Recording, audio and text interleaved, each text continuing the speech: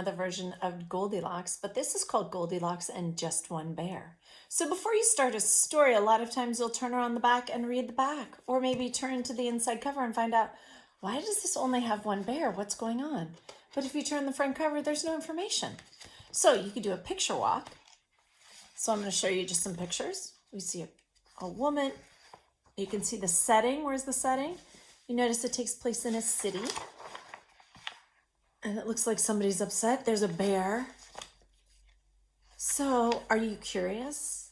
I wore this wig especially for Goldilocks today because I'm curious to find out.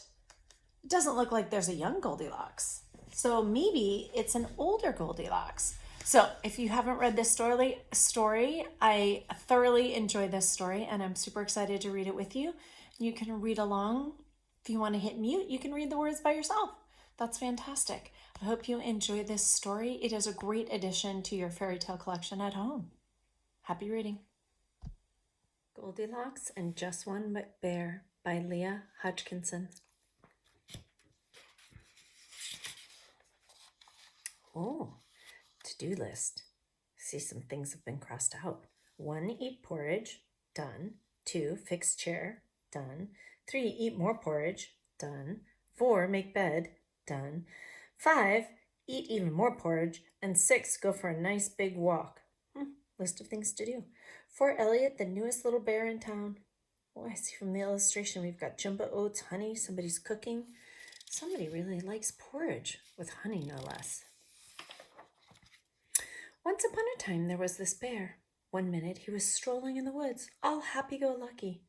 The next minute he didn't have a crumb of a clue where he was.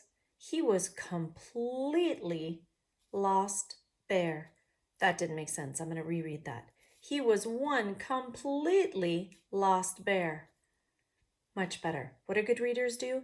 If a sentence doesn't make sense, they go back and reread because maybe they said a word wrong or they missed a word. Wrong way. This way. No, this way, actually.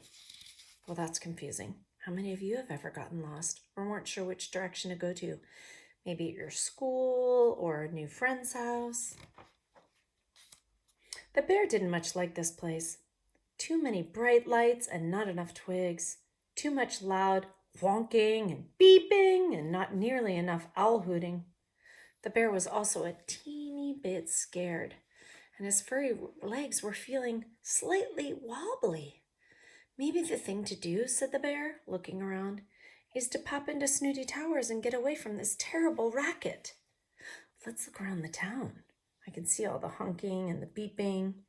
We've got the Fairy Godmother Theater where dreams do come true. We have the Three Little Piggies Bank.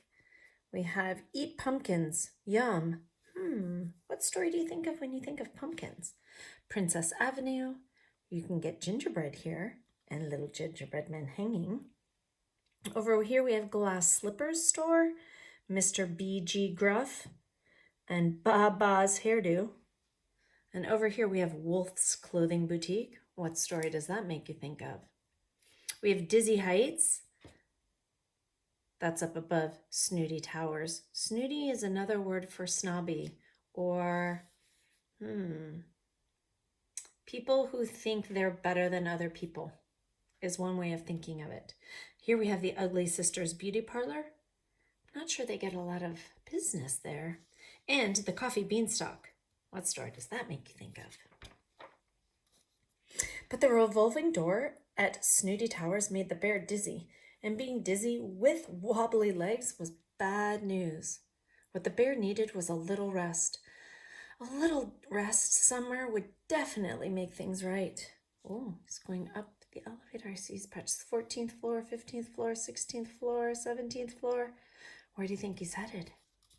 17th floor, maybe. The bear peeked through the door and thought how very pleasant it was up here. Not nasty and noisy like down there, said the bear.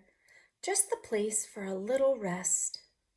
All that whooshy traveling was certainly a hungry business, so before his little rest, a little porridge seemed like a good idea. What do you think he's going to cook? This porridge is soggy. This porridge is too crunchy. Oh, it says le chat. That means the cat.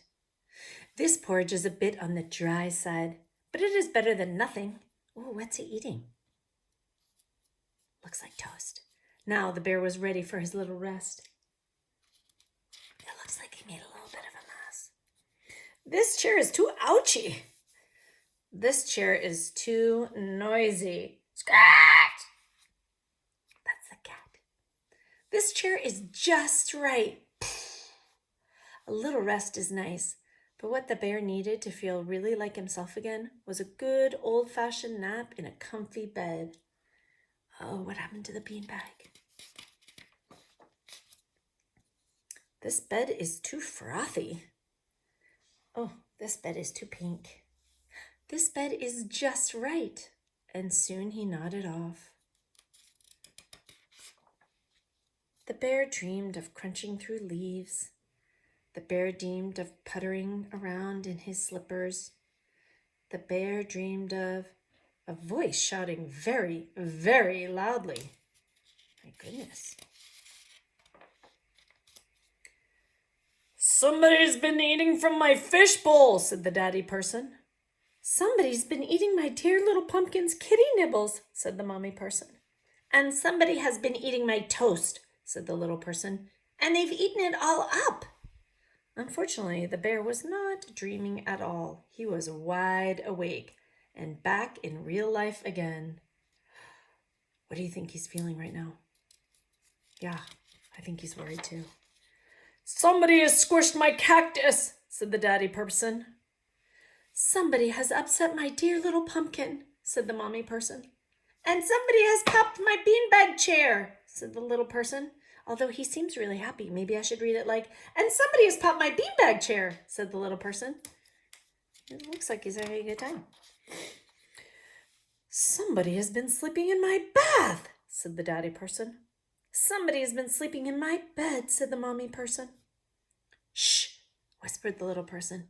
I think that somebody is sleeping in my bed right now. The bear peeked from under the covers to see a daddy person, a mommy person, and a little person standing right there.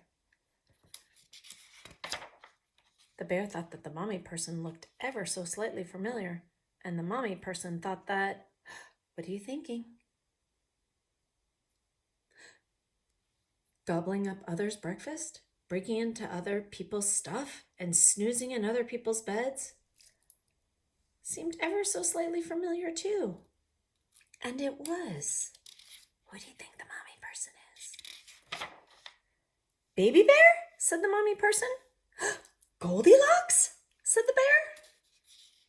I said it like he was excited because he looks like he's smiling. They hadn't seen each other in ages. Porridge? Asked Goldilocks. The bear nodded. So Goldilocks cooked up a big bowl and plunked it in front of him. It was not too hot. It was not too cold. It was just right. It made the bear almost forget about the once upon a time when Goldilocks had behaved so badly. This little bear would never dream of doing anything like that. What do you think the cat is thinking right now? And although it had been good to see Goldilocks living so happily ever after with those charming people, the bear decided it was time to go back home to the woods. And there you have it, another happy ending to a fairy tale. Hopefully the wig at the beginning of the video gave you a clue. Let me know what you thought about this one. On a scale of 5 to 1, what would you give this story? I like it. It's a little bit clever, and I love the illustrations, how she put all those different stories into the downtown. And I love the fact that she took the Goldilocks story to the next level. I mean, how many stories have you read about the ever after and Goldilocks and Baby Bear after she broke into the house? It's very clever and creative. I hope you enjoyed today's tale.